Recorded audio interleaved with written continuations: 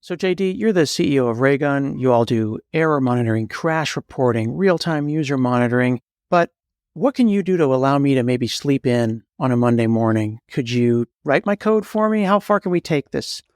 We can take it quite far. We're really excited about some of the developments that are going on at the moment. Internally, we're testing ideas like creating pull requests automatically that maybe patch certain classes of bugs. We're looking at ways that maybe people want to ask questions of all of their telemetry data in a similar vein to sort of how we're starting to learn to use ChatGPT and say, look, tell me these insights, bring these back to me and help me do my work. We've all patched those bugs that maybe include just putting in a null reference check or similar things like that. They're a waste of our time. We can be working on bigger problems. So we're exploring all of these areas, and I think that's where the future of monitoring and observability is going. That's going to be super fun. You can see real-time, real user insights in minutes, maybe in the future, just with plain language. This is so exciting what's happening right now with Raygun. You can get X-ray vision into your code. And if you're listening, you can sign up for a free trial at raygun.com.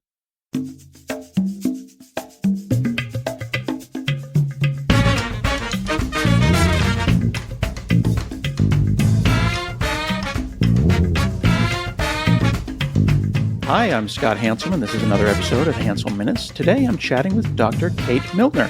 She's a lecturer in data, AI, and society at the University of Sheffield. How are you? I'm great. How are you doing, Scott? I am very, very well. I am not an academic, but I have to say I get a little bit of low self-esteem when I read the bios of academics because you have fellowships and research appointments and all this amazing stuff. And I feel like I would like to have something like that as well. But in the private sector, we really just get like certificates and they're not really that interesting. Yeah, I think the thing about academia is that it can be a little challenging when, you're kind of jumping from fellowship to fellowship. So I've been in academia, I would say if I count my academic career from the start of my master's, which started in 2010, this is the first permanent job that I've had in that time. So it's been kind of like 13 years of bouncing around between degree program to research assistantship to PhD program to postdoc. So, I've kind of been, I've had many different roles in my life. And actually, academia is my second career.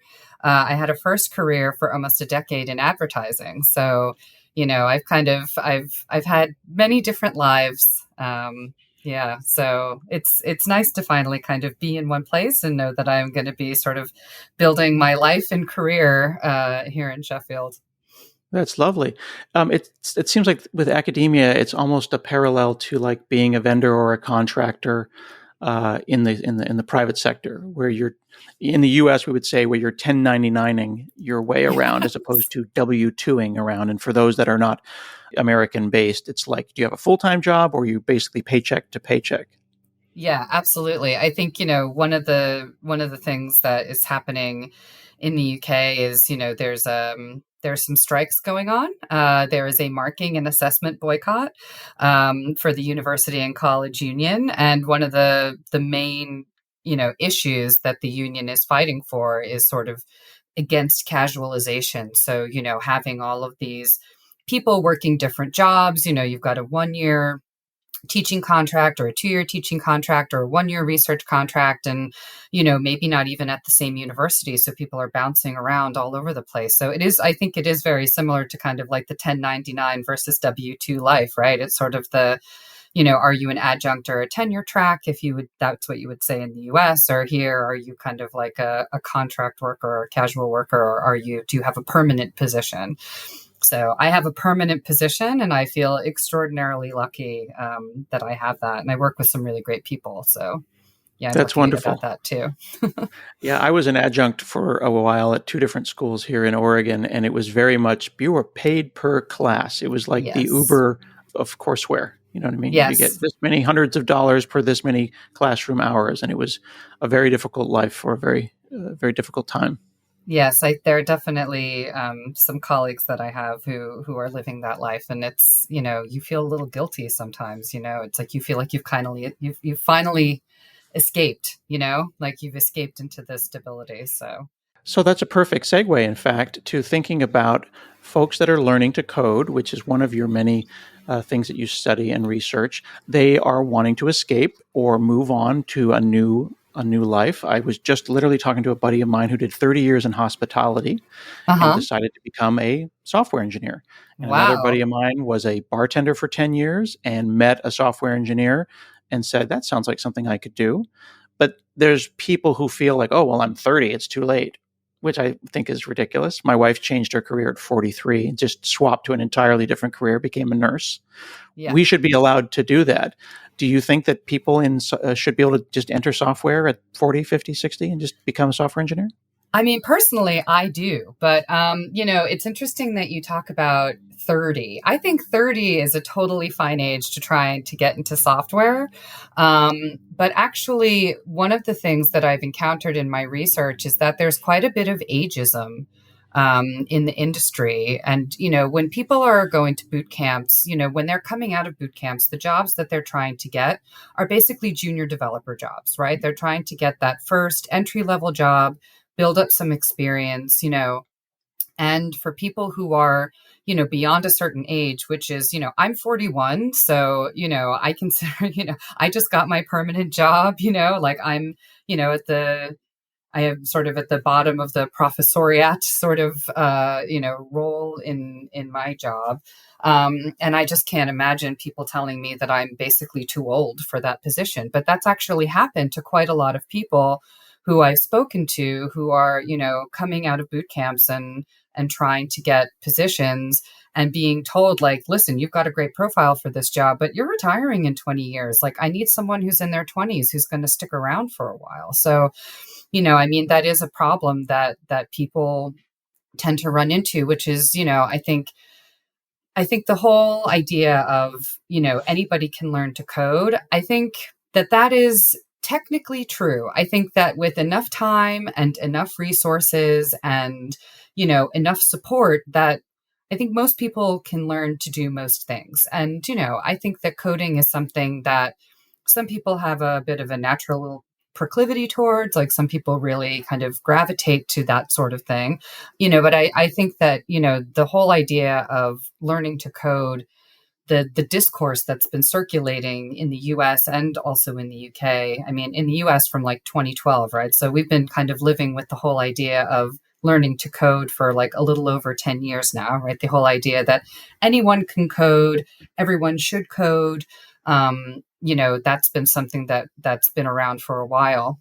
And within that discourse, I think that there are a lot of different meanings of what it means to learn to code, right? So I think when people say learn to code, there are many different things that they mean. So for example, if you're talking about children, right? Like there's a big push to get kids to learn to code. And I think in a big way, with children, it's sort of like, yeah, you want to get kids interested in coding. You want to teach them computational thinking, which is a concept introduced by Jeanette Wing, formerly of Microsoft and now of Columbia University, I believe. And, I think that's also focused on getting girls to be interested in coding, right? So trying to address the gender bias that kind of exists within software engineering, from an early age. But I think when people are talking about learn to code, like when boot camps say anyone can learn to code, it's a different proposition, right? Because what you're trying to do with adults and who are going to a boot camp is what you're trying to do is you're trying to turn them into a professional software developer, right? And that's a very different proposition than, giving your 5-year-old Scratch and having them play around and things like that. So, but I think the way that it's talked about, the way that learning to code is talked about, in policy discourse, in the press, is it's sort of conflated. It's all this kind of learn to code is this monolithic thing when really, depending on who you're talking to, it's a completely different, different idea. It's a different goal, set of skills, things that you're trying to do. Yeah, the analogy that I like to use is being a mechanic, and my father teaching me to change my tire or change my oil or drive stick shift is not the same as teaching me to be a mechanic. And Absolutely. being a handy person around the house is not the same as being an architect or an actual general contractor. Absolutely. I think that's a really, really good analogy. Like I can play with HTML. I had an AOL members webpage back in 1997. It was X Files focused. It is on the Internet Archive somewhere. And so, like if I look at basic HTML. I can change things to bold. I can kind of, change a color. But what I definitely cannot do is, apply for a job as a software engineer. And I also think that, like, while I do think it's true that most people can learn to code if they would like to learn to code, I don't know that necessarily everybody can become a professional software engineer, right? I don't think I could, right? Like, no matter how many boot camps you put me through, I don't think that I would really ever get to the stage where Microsoft would be like, come on in, be a junior developer, here you go. Like, I'm very happy to be in social science, but Okay, so let's dig into that for a second. Why? Why do you know that? Is it because you're not wired a certain way, or because you weren't given an opportunity when you were 10? Why do you know that about yourself? Because I know what I'm not good at too, but you just said you don't think you would be a software engineer. I'm a very kind of abstract thinker, right? Like one of the things that I learned when I was doing my research on boot camps is that, one of the things that the boot camp that I did an ethnography in the US kept saying to the students was you have to think like a computer, right? The computer will only do what you tell it to do. It's very much like breaking things down into like small component parts and then putting those things together so that something else happens. And I tend to think about things in a more abstract way. Like I think I would be very frustrated having to tell the computer to do literally every little thing. I think I would find that endlessly frustrating. So I just think that perhaps, I think the way that I think temperamentally, it's not really a great match for me, right? Like I'm more interested in sort of social dynamics, like sort of looking at patterns of social interaction and sort of watching people talk to each other and that kind of stuff, right? Which is, I think, quite different from giving a set of very specific instructions to a machine. I don't know. You might disagree with me. No, I think that's interesting. And the reason that I wanted to ask that is that I've been speaking to various friends about why they think they are wired a certain way. Mm-hmm. We all know that there's nature versus nurture, and there's this pie chart of identity from the time that you showed up in life and the era that you grew up in, and whether your parents were technical or not, and all those kind of things add up to the pie chart that is you. Absolutely. And I've also, we all have the rise of kind of the neurospicy people. And I have heard from my various and sundry neurospicy friends that their brain works differently and computers work differently. And somehow that often lines up. So this kind of stereotype of a certain personality, which in the 80s was like the nerdy white guy. But now if there's a stereotype that has some validity, it may be that the neurospicy or the neurodiverse individual's brain can be rewired in a way that allows them to be really competent with computers. So then the question is, should everyone try to rewire their brains to work with computers, or should we make computers more inclusive and work with anyone? I mean, I think that we should be trying to work with anyone. I mean, I think so if we're going to be talking about boot camps, right, it's really interesting that you said something about people whose parents were technical, right?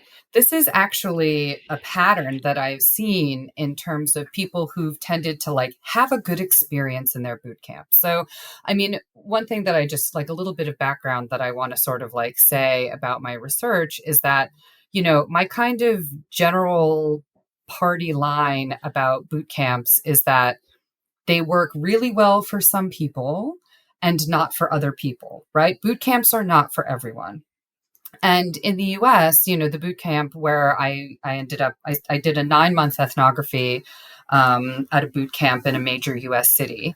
And, I found that people who had a very kind of work first attitude, who had some previous experience with tech or STEM, and who were able to focus exclusively on the boot camp were the ones who did the best and had the best experience. People who had caring responsibilities, people who had to work outside of the program to get by, people with disabilities, people who didn't feel comfortable in the culture of the boot camp or in the tech culture more generally, they didn't thrive. So I mean, it's interesting what you're saying about like the sort of neurodiverse or neurospicy people, because actually neurodiverse individuals are one particular group who I found do not necessarily thrive in boot camps, which is not to say that they can't, but that I have noticed through my research that, people with disabilities tend to have a tough time in boot camps because of the structure of the boot camp. It has nothing to do with them and the way that they work, but boot camps tend to be incredibly intense, very fast paced, and they aren't really very accommodating. From what my research has sort of shown, they have not been very accommodating to people with different types of needs. So, something that I have kind of noticed, one of the parts of my research is a UK wide survey of people who have graduated from or attended coding boot camps. Not everybody finished them, but people who had attended coding boot camps. And, something that has come through the data is that, people who identify as having a disability are far less likely to recommend their boot camp than people who don't identify as having a disability. So I think that the structure of boot camps can make it difficult for, people who have various demands to really be able to thrive, which is not to say that they can't finish the boot camp and get a job. But if you're talking experientially, there was a very specific kind of type of person who seemed to really enjoy the boot camp. And, one pattern that I've seen is that, they were people who were interested in tech from a very young age, whether that's gaming or they had a PC at home or their parents were technical. They didn't necessarily follow that path immediately, but they've always had that interest. So that's another kind of theme that I've noticed in terms of the people who've enjoyed themselves and really kind of thrived in the boot camp setting. One quick callback, because I like to expand both acronyms and unusual words. You use the word ethnography. This is a kind of qualitative research. You're basically like an embedded reporter, right? You did a boot camp, so you're exploring a culture, and in this case, the culture is a boot camp. So you embedded yourself in it and looked at it from the point of view of the boot camp person, as opposed to standing on the side like Trent Krim in Ted Lasso. You entered the main area, the arena. I did. I mean, I didn't do the program because it would have been really difficult for me to actually do the program and do the observations. I actually think that Trent Krim, formerly of The Independent, is actually not a bad example of what I did. But, I would just kind of show up every day and I would sit in the sort of like main social area. And I would go to meetings, I would go to lessons, I would go to events. And, eventually people got curious. I identified myself from the very beginning. I said who I was. I said, I'm a researcher, I'm a PhD student. This is my, thesis research, my dissertation research. If you want to come and talk to me, I'll be over here. And, I kind of... That's awesome. It's kind of a Jane Goodall as well, to mix our metaphors. Yeah, I mean, I just kind of sat and people came and talked to me. And, it's about kind of building relationships with people, building trust with people. But it was interesting because, there were two different kind of groups of people that I was, trying to get to know. It was the staff and the students. And, by the end of my time there was quite a divide between the staff and the students. There was some not amazing feeling, I think, between the two groups of people. So I kind of had to try to hang out in the middle, which, had its benefits and its drawbacks. So let me ask you this, though. Is that a boot camp as a concept problem, or was that a lousy teacher or a poorly run organization or a lousy syllabus? Like if you were to go to a university and observe one class and it just happened to be one of those, beginner entry classes with 400 people in a stadium, you'd go, universities suck. Yeah. But if it was a small group of like 5 or 6 people with like Professor X as your teacher, you'd be like, oh my goodness, everyone should go to university. Yeah, absolutely. I mean, I can't say, that every single boot camp is the same. I mean, I have heard really good things about boot camps that are specialized towards a particular social group, and ones that are not for profit, right? So I've heard really good things about like the Ada Lovelace Academy, which I believe it's in Seattle. It's geared towards women. I believe that it's fee-free. So, I've heard through the grapevine that people have had a good time there. But, I think for some of these for-profit boot camps, I mean, I hear a lot of the same stories, right? So I'm doing a cross-national comparison between the US and the UK. And, one of the things that I was interested in trying to figure out is, okay, so is a boot camp no matter where it is? Or does the context where the boot camp is actually matter?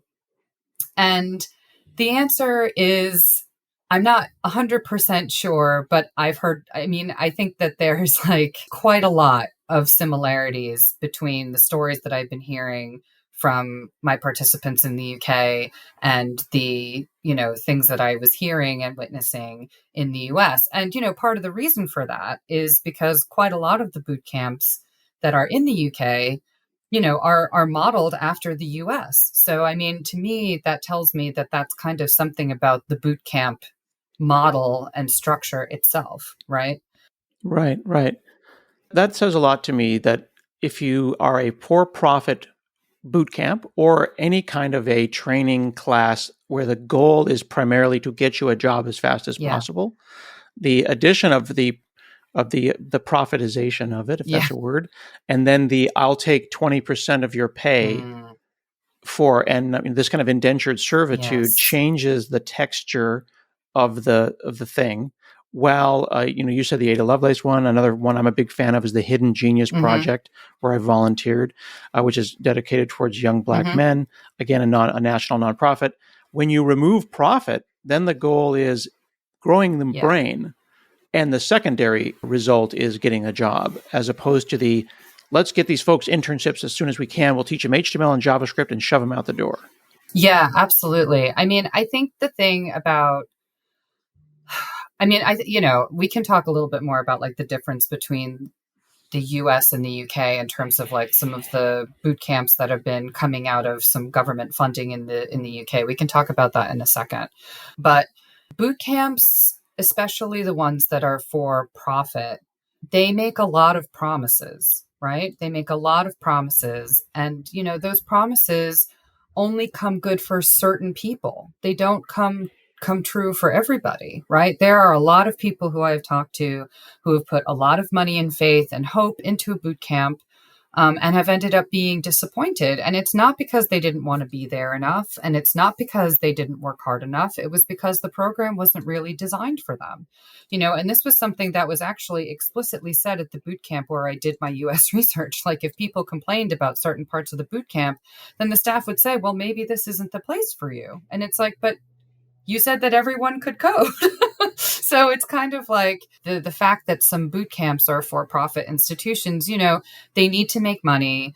They need to make their investors happy. And I think it serves them well to say that anyone can code and become a software engineer, even if their program isn't geared towards certain people.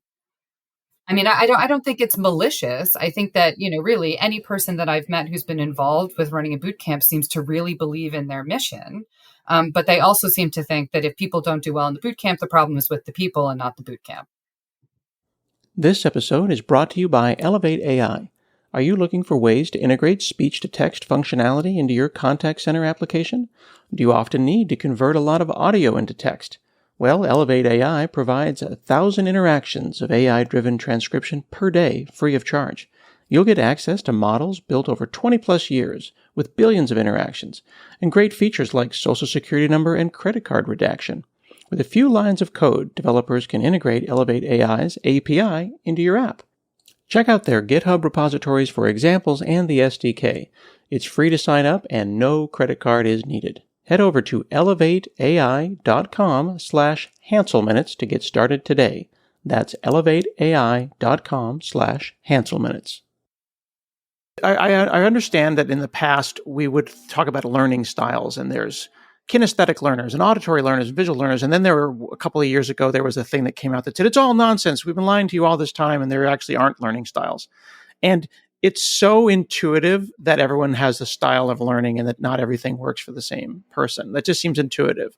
And I believe as Right. I am a visual learner, that that's a thing.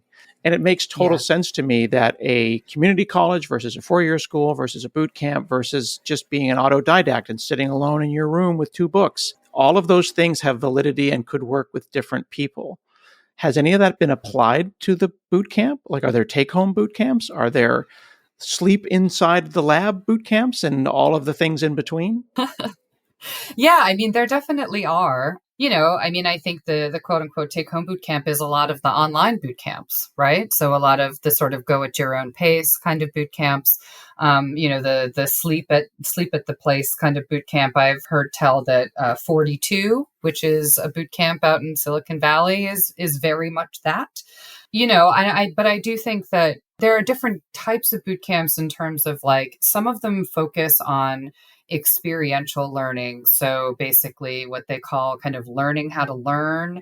And it's about hands-on learning. But what that can often mean is that there's no teaching staff and that it's all about quote unquote peer learning. And so basically what happens is you have a bunch of people who don't necessarily know what they're doing, kind of looking to Google and GitHub and not really being able to distinguish what's good practice from bad practice and, kind of spreading sort of programming misinformation amongst each other. That is, maybe not the best way to learn, that's a kind of learning that is connected to a man named Seymour Papert. I think you would maybe, have you heard about him? It was sort of his ideas that were kind of behind one laptop per child.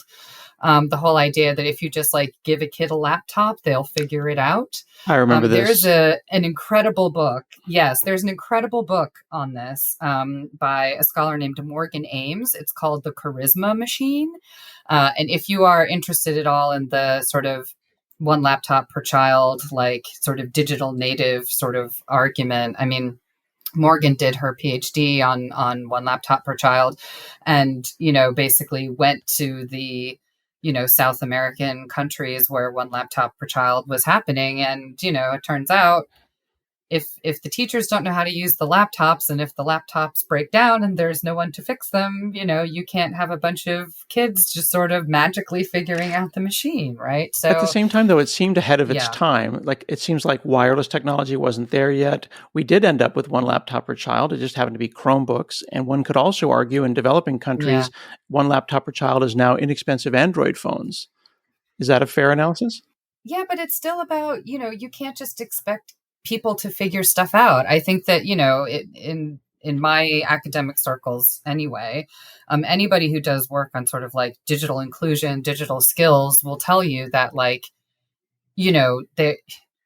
people need to learn how to do stuff and that, you can kind of figure some things out, but children in and of themselves are not necessarily sort of digital natives, right? Like just because someone is young does not mean that they necessarily know how to use technology. I am a university teacher and I can say for a fact that like the young people that I work with don't necessarily know how to use like the confusing systems that we use, like Blackboard, for example. I mean, this is the kind of stuff that I think it's nice to think that if you just sort of like, give some young people with brains who are, just starting to form some technology that they'll sort of just figure it out on their own. And I mean, this isn't my area of research, so I don't want to like sort of say too much about this, but, what I have read about it is that is not necessarily true, right? That learning has to happen at some point. And even if it's a young child, playing around with an iPhone, well, their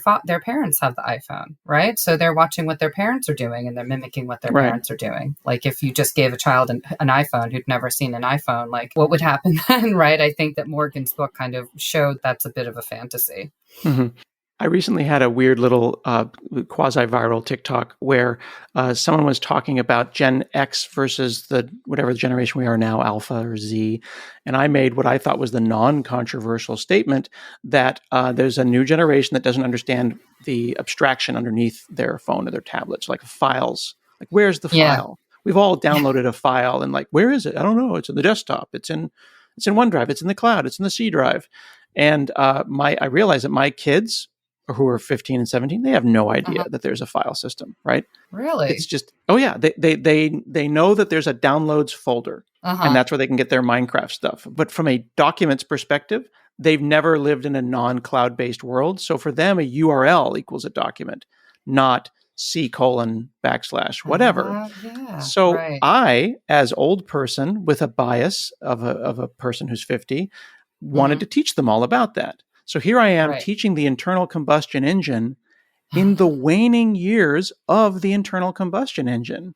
And Right. I'm wondering if I, as a computer educator, at least a ersatz one, uh, am, am doing a lousy job of trying to teach all this historical context because the layer is not there.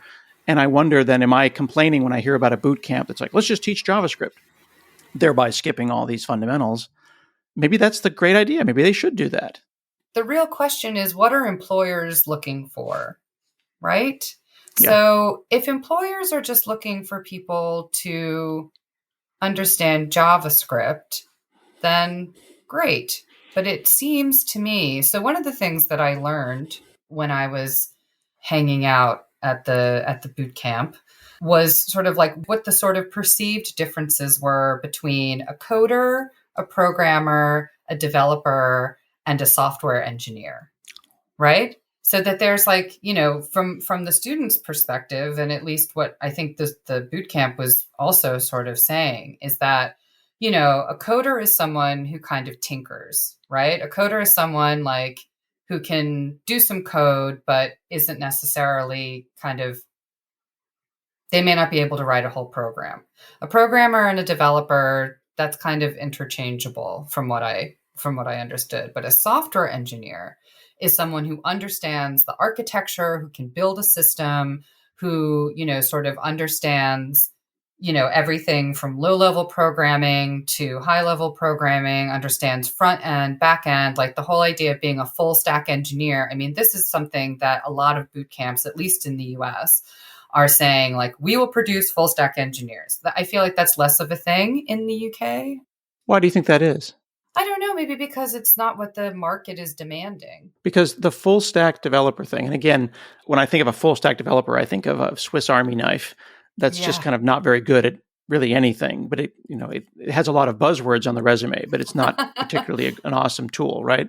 But Mhm. in the UK, and this is a perception as a person in the US, there's this sense that there are apprenticeships and there's a formality to how you all create laborers, whether they be a Oh, bricklayer or do you all have that? Because like a buddy of mine's kid is going to become an electrician. His dad's an electrician, yes. and it's Yes. very formal. It's not a boot camp; it's an apprenticeship, and then he'll become a journeyman. And Yeah, it's that is very structured for the trades. I would say, if you are learning a trade, like being an electrician or being a builder, which we would call like a general contractor as a builder or a carpenter or a joiner, someone who, has a specific trade, then that is the sort of process that you would follow.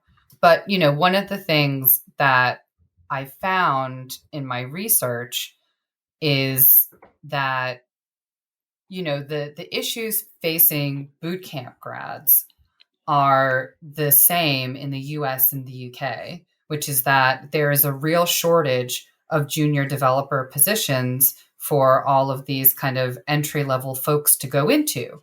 And that yeah, actually, all of these numbers in the US, in the UK, like, 500,000 jobs that are not being filled. Like, we've got, we get, I remember that, do you remember that code.org video? yeah, From, that they kind of came up with the idea that there would be like a million, there would be like, we would need a million more software engineers or a million more programmers by 2020, right? Like there are all these numbers that kind of just get tossed around in these discourses.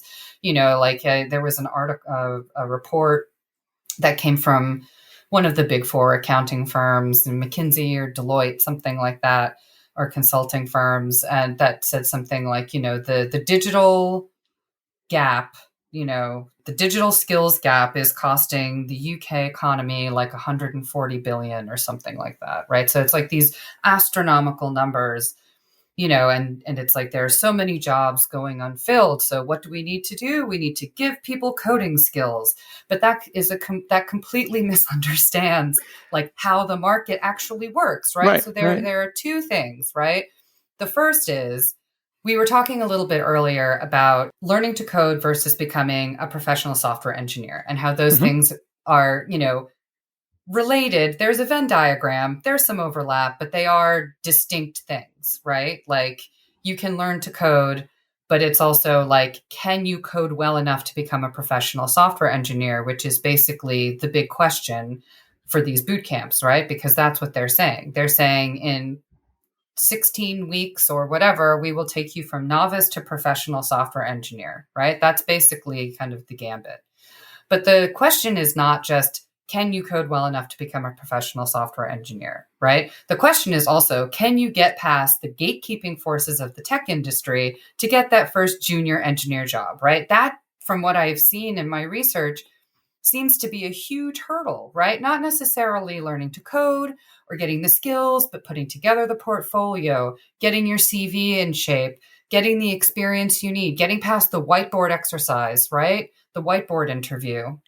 Because to a certain extent, what they're looking for is, can you perform the role of junior engineer, right? It's not just about your skill set. It's, can we, it's about culture fit. Do we want to work with you? Can we imagine you here? Because after that, like once you're in with that first full-time kind of blue badge job, right?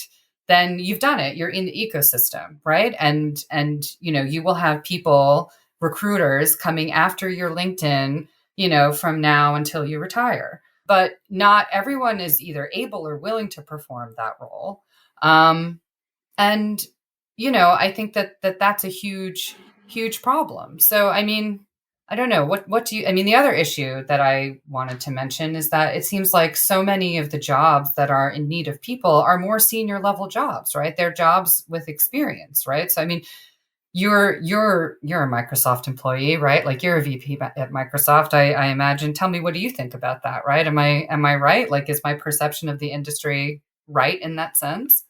I do think it is correct. And I think that whether it be people in Congress that don't understand tech or journalists, with all Hmm. due respect to our journalist friends that don't understand tech, and they go and they write Yeah. an article like some of the garbage on Forbes. I'm looking at one right now that says, "Is coding education as we know it dead? Large language models replace engineers." I keep coming back to, and I've said this on the podcast for 500 episodes, the syntax Hmm. and the details are less important than the solution. And I don't want Right. my kids to learn for loops as much as I want them to learn how systems fit together. And the Right. systems are the immensely overwhelming context, both historical, sociological, and business of a solution and where it lives in the world is far more interesting Yeah. than, oh, how do you sort? How do you do a bubble sort? I'm going to give you a list of numbers, Right. bubble sort those. Leet code is not that. Absolutely. It's sort of like it's conceptual understanding versus language. And I think that, that's my understanding. Well, you were saying that that's kind of not what a full stack software engineer is, but what was being explained to me by the students at the boot camp is they wanted to be software engineers. They didn't just want to be programmers because they wanted to show employers that like they understand the conceptual stuff that you were just talking about, Right. right? Like how do systems work together as opposed to like how do I kind of like move these bits of data around. Yeah. And the problem is, though, you do need to know those little bits of data. So the example, calling back all the way to the beginning of the conversation using vehicles. Mm-hmm. I've got a 17-year-old, he's Right. driving, it's incredibly scary. There's the mechanical gear shift clutch stuff, but then there's the not killing anybody ethics Yes. stuff. Like we literally are having conversations about how to change his oil on one random day Yep. and the trolley problem and how he may find himself in the philosophical issue of having to swerve, and he's like, Yeah. I can't run over a cat. And I'm like, well, buddy, if the choice is running over a person, you run over the cat. And then we'll have a whole hour-long Yeah. conversation about that. But those ethics conversations don't happen in boot camps when you're talking about how to write a for loop. I think that some of the boot camps are trying to maybe try and touch on that a little bit. I mean, one of the things that I found was, I mean, maybe not the ethics stuff, but I think the ethics in tech is like a hot topic right Very now. much, very I much. think especially with, the sort of massive explosion of commercial AI systems with the sort of advent of ChatGPT and Stable Diffusion and all of that, right? Like the fact that that's come roaring into sort of the public consciousness, the whole idea of AI ethics is now kind of, or like tech ethics, I think, is now more mainstream than it previously has been. I don't know if that's your perception. That's definitely my perception. I agree. I think that the fact that we're even talking about it is Yeah. important. I haven't seen it running rampant on the free code camps and the free online context, but in the discourse, it's definitely there. Yeah. I mean, one of the things that I want to sort of say about boot camps is that one of the reasons that people go to boot camps is not just for the instruction, but for the other things that boot camps promise, right? Like connections to employers or mentorship or connection to an alumni network. Like they want help getting into the industry and like not just learning the skills. And that's true in both the US and the UK, right? I mean, the UK educational system is so different from the US. Like the US, when I was doing this, when I first started this research, one of the big kind of points in one of the arguments for boot camps was that they were going to solve the student debt crisis, right? Because they were less expensive than a 4-year degree, but they actually, got people to the same place in a lot shorter amount of time. I don't think that that is true.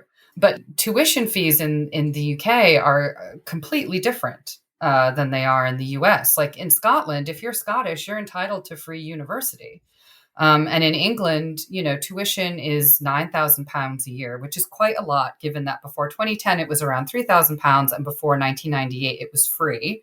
It still sounds like a dream to me, though, as someone who's been saving since my kids were Yeah, born. exactly. From an American perspective, you're like, oh my God, that's so inexpensive. But like, to make boot camps appealing and worth the cost, they have to offer something different than a university degree in the UK. There are some boot camps that are affiliated with government programs. So there's an industry academia consortium called the Institute of Coding that's running 16-week skills boot camps in partnership with the Department of Education. They're free, but they are focused on looking to fill like very specific skill shortages. Like they're not necessarily focused on turning out software engineers. So like the boot camps, the skills boot camps are like in cloud computing and data analytics, or like cybersecurity operations, like the kinds of roles that were referred to like as mid-tech or new collar a few years ago. I don't know if that's still kind of circulating in the American discourse, but like that was kind of a big thing in 2017. There are also some private boot camps that are putting on free skills boot camps because they're getting government funding, and those tend to be more traditional coding and data science boot camps. But for people who are not going that route, they have to pay. And if you're going to be paying several £1,000s when you could get like a full university degree for not that much more, and you can do student loans and all of that, like that's how are you going to sort of make the point of difference? Part of that is, well, we're connected to industry. We know exactly what employers want. We can put you in touch with jobs. And although this is like way shorter than a university degree, right? Like we are going to get you in and through in, 4 months instead of 3 years. It's a different proposition over here, but the landscape is very different. I think a lot of people think that the US and the UK are really not that different, but they are pretty different, like culturally, in terms of like the educational landscape, like they are pretty distinct. And so, the whole idea that these sort of American generated boot camps have come over here and they're part of the national AI strategy, right? Like this is in government policy saying like, we need to upskill people. And you know how we're going to do that? Skills boot camps, right? So, I mean, I think it's remarkable that 10 years ago, 11 years ago, boot camps weren't really a thing. And now they're like a 500 billion, something like that, some ridiculous number. dollar industry globally. I mean, I don't know what the latest facts are. I just kind of pulled that one out of thin air, so don't go quoting me on that one. But it's the market is absolutely massive. Yeah. Well, I am afraid we are out of time, but I do appreciate you spending that time with me today. Oh, thank you so much for having me on. It went so quickly. I was having such a nice time chatting with you. I appreciate that. Well, we've been chatting with technology researcher Dr. Kate Miltner. You can check her out at katemiltner.com. Learn more about the research and publications that we've been talking about. This has been another episode of Hansel Minutes, and we'll see you again next week.